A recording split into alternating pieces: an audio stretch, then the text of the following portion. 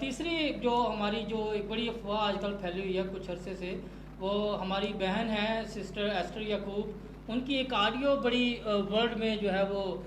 چلی، بڑے world wide ان کی ایک آڈیو چلی۔ ہم اس کا وہ صحیفہ جو ہے وہ اس کا وہ ریفرنس دے رہی تھی، 3 ڈے ڈارکنیس کا ایک جو کنسیپٹ ہے اس کا وہ بیان کر رہی تھی جی 3 ڈے ڈارکنیس ہوگی 15 اپریل کے بعد۔ تو آج 16 تاریخ ہے، آپ سب جانتے ہیں، وہ بھی ایک ایسی نبوت تھی، ایسی پیشن گوئی تھی جو پوری نہیں ہو سکی۔ فل اندھیرا ہونے کا کہا تھا انہوں نے، پھر اس میں کہا تھا جی پھر بھی اندھیرے میں بھی اپنے شیشوں پہ جو کالا کپڑا آپ نے لگانا ہے، اور کالے کپڑے کو آپ نے جو ہے وہ شیشوں کے آگے رکھنا ہے اور لالٹین جلانی ہے۔ تو ایک مووی بھی اس پہ بنی تھی جس کا سارا حوالہ انہوں نے دیا، اس کا ٹریلر جو ہے یوٹیوب پہ دستیاب ہے، 3 ڈے ڈارکنیس۔ اس مووی کا ٹریلر آپ جب دیکھیں گے تو وہ بھی لالٹین لالٹین لالٹین جلاؤ لالٹین جلاؤ کا وہ ذکر کرتی ہیں۔ تو یہ سارا کنسیپٹ جو ہے وہ انہوں نے وہاں سے لیا ہے۔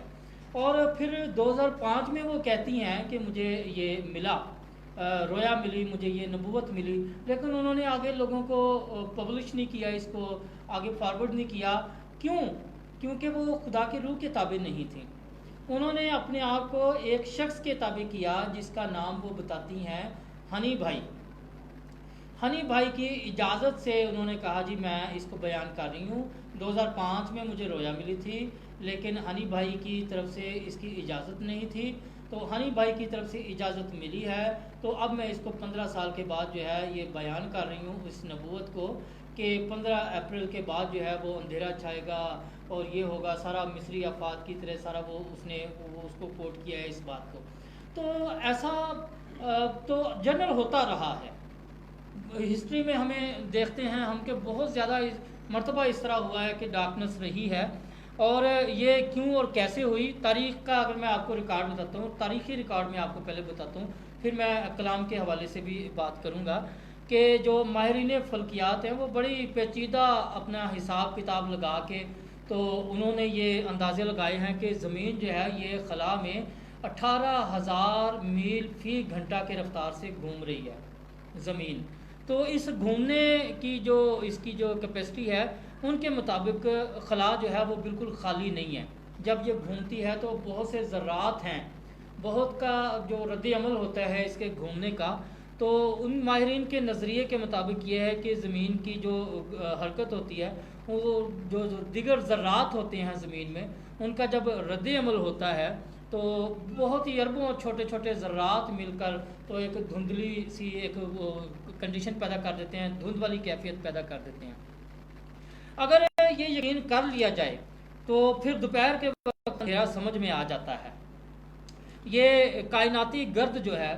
وہ سورج کی روشنی کی راہ میں حائل ہو سکتی ہے، اس بات کو تو مانا جا سکتا ہے،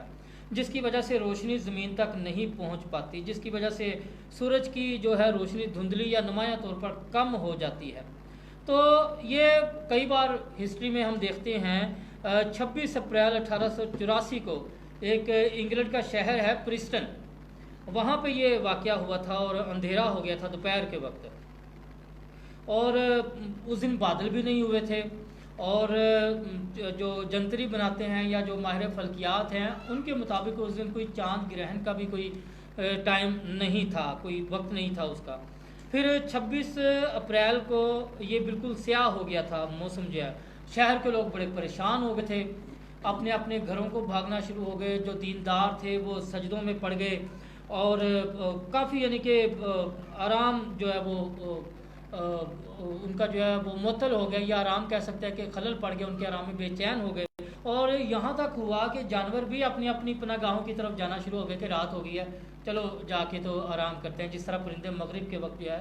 جانا شروع ہو جاتے ہیں۔ تو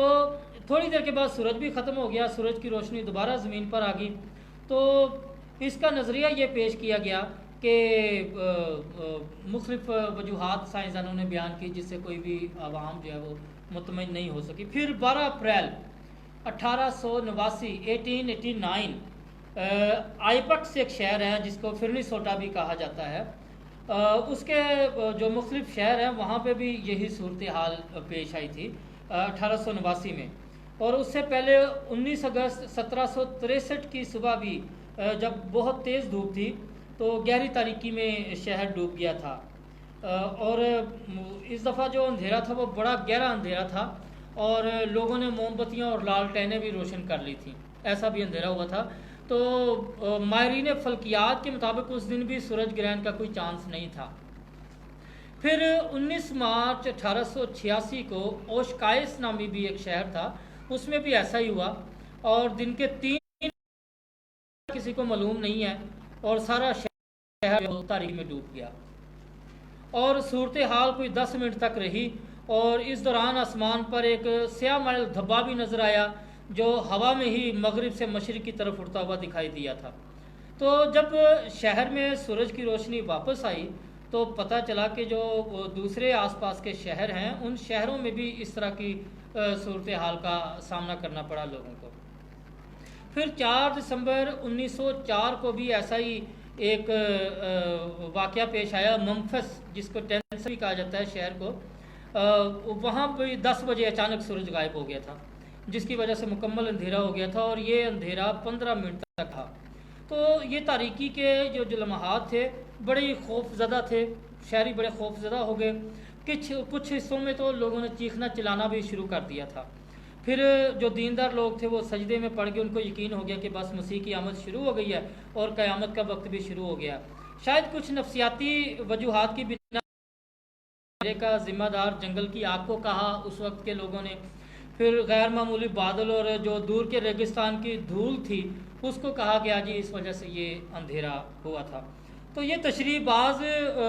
لوگوں پر تو واضح ہو گئی، انہوں نے تسلیم کر لیا، مگر کئی لوگوں نے ان تشریحات کو بھی قبول نہیں کیا تھا۔ تو ایسا لگتا تھا کہ جیسے سورج کی روشنی کسی نیلے فلٹر سے چھن کر آ رہی ہے۔ ایک ہوا تھا یہ واقعہ اپنا امریکہ میں 24 ستمبر 1950 میں، تو اس وقت سورج ایسا ہو گیا تھا کہ نیلا ہو گیا تھا، اور اس طرح لگ رہا تھا کہ جیسے نا وہ پتلا دوپٹہ آگے کوئی دے دے ململ کا تو سورج نیلا نظر آتا ہے۔ تو اس طرح سے لوگوں نے محسوس کیا کہ جیسے سورج کی روشنی نیلی چھنی میں سے چھن کے آ رہی ہے۔ تو اس طرح کا یہ واقعہ ہو گیا تھا 24 ستمبر 1950 میں بھی۔ پھر 2 دن کے بعد 26 ستمبر کو اسکاٹ لینڈ اور انگلینڈ میں بھی سیم یہی واقعہ پیش آیا تھا۔ حالانکہ 7 سمندر پار کا دونوں کا فاصلہ ہے، لیکن 24 ستمبر کو امریکہ میں ہوا، اور 2 دن کے بعد انگلینڈ اور اسکاٹ لینڈ 7 سمندر پار کر کے یہی واقعہ ہوا، اور لوگ وہاں پہ بھی خوف زدہ ہو گئے تھے اور یقین کرنا شروع ہو گئے تھے کہ جی قیامت آ گئی ہے اور یہ سب کچھ ہے۔ وہ اپنا پھر ایسا ہوا تھا کہ بینکوں کے سامنے اپنا سیونگ اکاؤنٹ نکلوانے کے لیے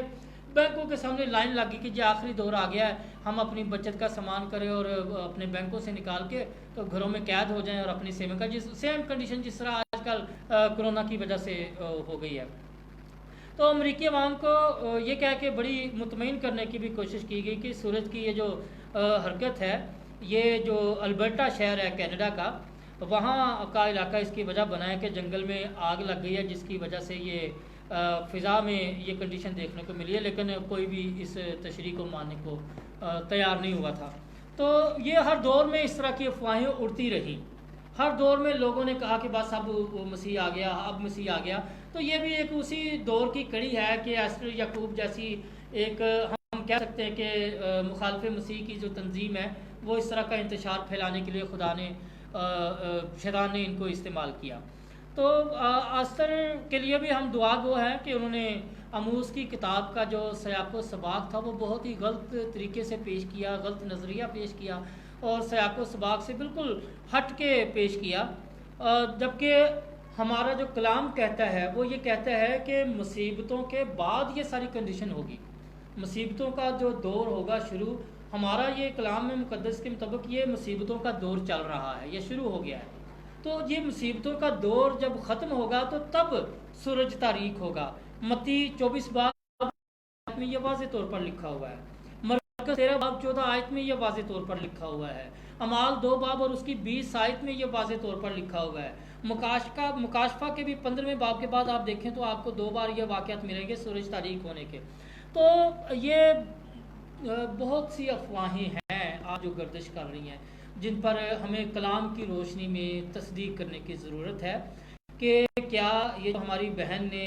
ریکارڈنگ چھوڑی ہے یہ حقیقت ہے، اور یہ بھی معلوم نہیں ہے کہ ریکارڈنگ ایسٹر یعقوب نے چھوڑی ہے یا ان کے نام لے کر یہ ریکارڈنگ چھوڑی ہے. کیونکہ آج کے ترقی یافتہ دور میں ایسے بہت سے فلٹر ایجاد ہو گئے ہیں کہ مرد کی آواز کو عورت کی آواز اور عورت کی آواز کو مرد کی آواز بنا کر پیش کیا جا سکتا ہے. تو اس لیے ہم یہ بھی تصدیق نہیں کر سکتے کہ یہ ایسٹر یعقوب ہی ہیں جو یہ آڈیو پیش کر رہی ہیں. تو اس طرح کی یہی افواہیں ہیں جو ہمارے ذہنوں کو خراب کرتی ہیں. تو میں پاسٹر اپنا عمران بٹی صاحب